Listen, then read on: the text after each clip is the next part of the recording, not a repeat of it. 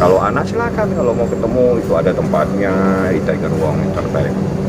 Ketemu tapi dengan syarat, tolong kalau anaknya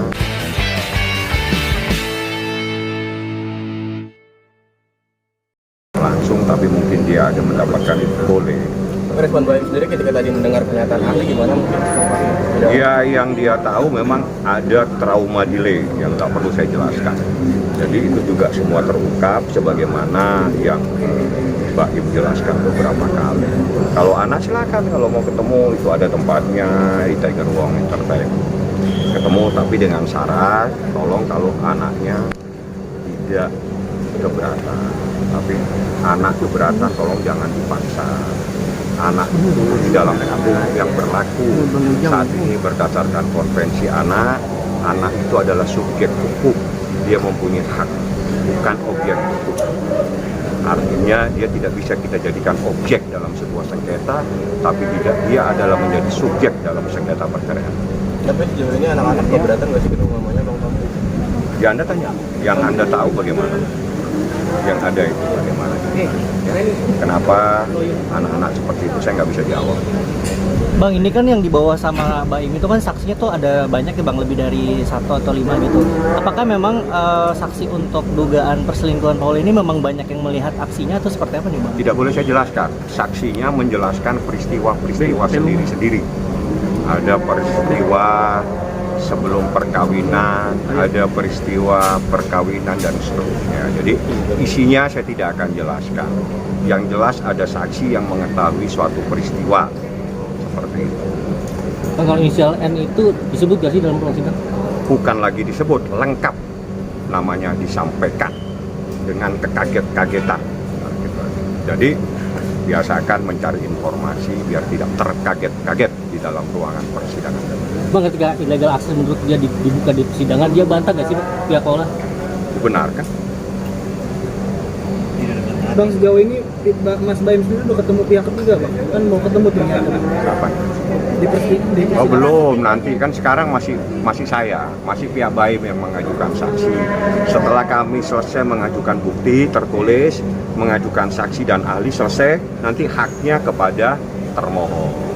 Ya, kalau dia menghadirkan saksi silakan, semakin banyak semakin bagus.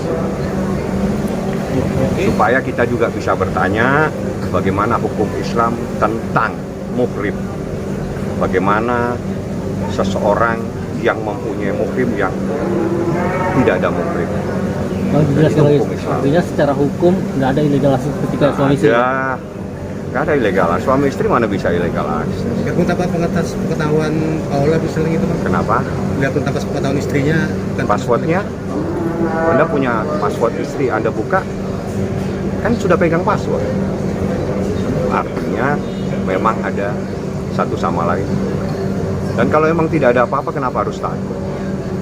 Logika hukum, di saat tidak terjadi apa-apa tidak perlu takut apapun yang dibuka dari HP kita. Tapi kalau HP kita sembunyikan, kita hapus-hapus, kita ganti-ganti, timbul tanda tanya. Kenapa harus seperti itu? Kenapa harus takut untuk dibuka oleh suaminya atau dibuka oleh istri? Suami istri itu harus keterbukaan, tidak ada yang perlu ditutupi. Seperti itu, karena kita menjalin kehidupan rumah tangga untuk sakinah, mawaddah, warahmah, untuk kepentingan, kemaslahatan mereka dan anak-anak. Oke, Oke, selanjutnya mungkin bang, Tanggal 8 insya Allah ada saksi lagi. dari pihak Baim juga bang. Ya, itu mungkin yang terakhir. Karena saya pikir sudah cukup karena mempunyai peristiwa-peristiwa. Yang kedua ada ahli lagi yang melakukan terapi terhadap trauma anak. Tadi apa saksinya sama ahlinya berapa orang tadi bang? Tadi satu ahli, 2 saksi. Ahlinya apa bang? Ahli psikolog, tapi nama saya nggak boleh sebutkan. Kalau saksinya sendiri dari Saksinya 2 dan saksi ya sudah menjelaskan semua. alasannya Bang untuk menghadirkan saksi psikolog ke persidangan itu? Ya karena memang anak itu harus dilakukan assessment terhadap orang yang ahli. Saya bukan ahli di bidang anak, majelis hakim juga bukan ahli di bidang anak. Harus orang yang ahli. Silakan kalau dari pihak sana ingin melakukan juga mendatangkan ahli di bidang anak untuk memeriksa anaknya, silakan. Itu kita fair, kita terbuka. Tidak ada hal-hal yang harus ditutupi karena semua demi kepentingan anak-anak. Di dalam Sehingga juga Mbak Im Wong selalu bilang rumah saya terbuka kapan saja sepanjang pada jam-jam yang pantas. Datang silakan, tidak ada yang melarang. Bang, di dalam juga membahas soal hak asuh anak juga nggak sih? Soal psikolog juga atau ada kaitannya juga dengan hak asuh anak gitu? Ya, Menghadirkan itu kaitannya dengan hak asuh anak. Kalau psikolog anak terkait dengan hak asuh anak, karena di dalam beberapa surat edaran yang jurisprudensi dalam kasus seperti perceraian, hak yang terbaik itu adalah apa yang terbaik buat anak. Jadi di dalam hukum kompilasi hukum Islam, selama anak itu belum berumur 12 tahun, maka itu dikembalikan kepada majelis hakim. Majelis hakim nanti akan melihat mana yang terbaik untuk anak, apakah di ayahnya atau kepada ibunya.